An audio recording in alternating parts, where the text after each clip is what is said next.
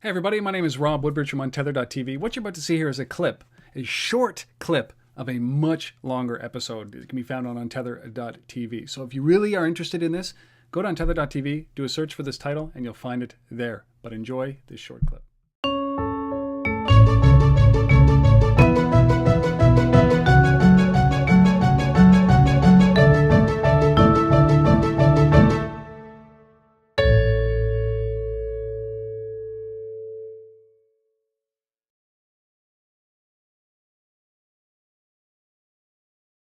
I always think about these devices, there's a lot of it. Cars, they have black boxes, right? For all intents and purposes, they have dash cams. They have all of these things that protect the integrity of the law, right? So where you are, what you've done, the dash cam is one of these great things that we all see these, crazy adventures on television with dash cams. But I look at this as my own personal black box, right? So this follows me wherever I go. It tracks me wherever I go. People know where I am. People know where I'm going. So, there's got to be a way that your software leverages these things, right? So for audit control Sure. and for, testimonies, like in corroborating of evidence and say there's a foot chase and whatever it is, like, do you think about that and like what the future of this is beyond the software of collecting information around a crime scene? Do you start to think about this as basically the pulse? Just put this, launch this app once, put it in your pocket, and we are tracking you. We will not control you, but we will be able to, when needed, pull the data out of this phone in order to support something that happened as a result of, an arrest or something like that. Yeah, I mean, I think my short answer is that Like I just went into a very long question, man. You got to give me a long answer. the Motorola two ways that they all wear today. Yeah. I see that going to a smartphone, Yeah. and I see sort of this ecosystem of different technologies coming onto that device. And it's not just crime scene investigation and incident management. It's a whole bunch of things. It's two-way communication, secure communication. I think the networks need to build up to it to allow for that. But there's a gamut of different things, and location-based services. I mean, why aren't we using them? Yeah. And it's not about to just kind of keep employees accountable, but it's really about officer safety at the end of the day. So as bolt-on technologies come on to these devices, I think we're going to be in a much better place, and that's us as members of the community, and that's officers doing what they do every day. And what I've learned about police officers, actually, they're all very, very passionate typically about what they're doing.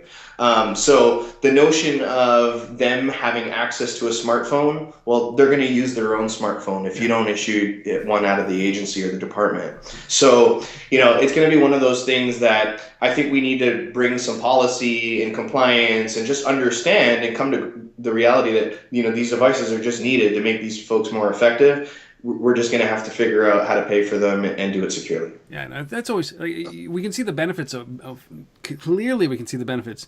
Where are the other opportunities for other guys like you? You found a niche and you will expand from that niche and start to, once you are in there, I guess the plan is, you trust us for this. Now you're going to trust us to do a whole bunch of other stuff. But, it just seems that every piece on a police officer's body, right? Every device that they're carrying is ripe for disruption, right? So you can talk about sensors on your guns. You can talk about sensors on your badge to track you. You can do the two-way communication. You can put, heart monitors and blood pressure monitors to see, if they're in a tense situation or they can't talk or, so like it just seems at some point that and maybe I'm just overthinking this and I've watched RoboCop too many times.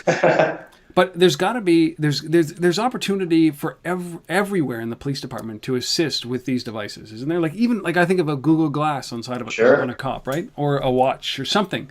Like there's got to be. This is a big opportunity, isn't it? Now there's a ton of opportunity, and I'm not sure if it's just the complexity of selling in this space and monetizing these solutions that might be a prohibitor to innovation, but. Listen, I think it's going to take a few people to be really successful at it, and then I think that will spur just greater innovation as we move along. Listen, I think that there's going to be a day very, very soon where we use iPhones to do mobile drug testing, where, I foresee the day of dropping unknown substance on a film that sits on top of your iPhone and it doing a very quick check to see if that's cocaine or not. Yeah. I see a lot of things coming down the pipe, and now that we're in this space of selling into law enforcement, being technology innovators, it's been awesome to see actually how many folks have ideas about this. Now it's going to come down to funding, startup investment. How do we build a pipeline of these innovative technologies? I can't agree. I couldn't agree with you more. Just like the possibilities to me are astounding. I mean, I wrote an article maybe 3 years ago about, hey, listen, you want to eradicate drunk driving, which I think, there's two ways to look at these devices. They can be, they can be after the crime, right? Which is exactly where you are. You want to make sure that you don't miss anything, and this gives you an opportunity to document the entire crime scene. And eventually, you can see panorama, 3D, all that kind of stuff.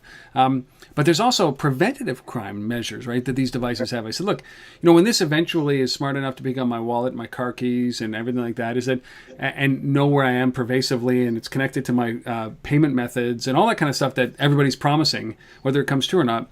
Then a simple trigger on this is, look, if I've bought 2 drinks at a local bar and then I try to go into my car, sure, it won't start the car, right? So this is the enabler for the car. You want to kill drunk driving? Hand a phone to every single person on the planet or in North America, and then start doing that, aiming towards that. So sure. It's funny because it's like precog. It's you want to prevent crime as a result of this device, and I think the data that we're collecting around neighborhoods and the data that police are gathering and putting into, we should be looking at this as big data play as well, right? Absolutely. And it's funny, we've been doing a lot of that talk internally and with customers about the role of big data within law enforcement too. Is just tremendous. And I think we're just not leveraging all that's accessible right now. I mean, one of the things we've been talking a lot about now is layering on top of some analytical tools on top of the photography that comes out of our software. Awesome. So, if we can start running some trend analysis on, 3 series BMWs that are getting carjacked in lower East Manhattan, like having access, like the data is all there. The intelligence tools are already out there. Why aren't we layering that on top of to really give some really powerful information about what's going on in the community? Well, context is going to be so proactive. Oh, it's going to be amazing, and heads-up displays that you start to see, whether glasses or on the dash or whatever.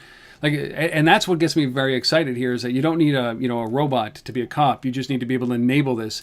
And I think the biggest challenge, like even for what you're doing in the software, is that it has to be simple to use. Absolutely. Right? It has to be something that is like, look, I don't want to have to go and search on my device and do all this kind of stuff. What I want to know is that where I am and something passes by, whether it's a BMW or it's a perp, whatever it might be, I want a notification that happens. I don't want to have to search. I want it to tell me what I need to know at that moment, right? And I think that that's the ultimate opportunity here is to be able to take all that data and put it down so that the one piece that's so important to me right now is displayed in front of me right now. Every time you pass an officer on the highway, head is down, right? Yeah. And it's because typically they're filling up some document. Yeah. And to your point, I think that's precisely what, heads need to be up. Yeah. How are we monitoring and serving the community if heads are not up? They shouldn't be buried in paperwork at all times. Sometimes I'm okay with that, right? As I realize I'm going 120, and I'm like, okay. Absolutely.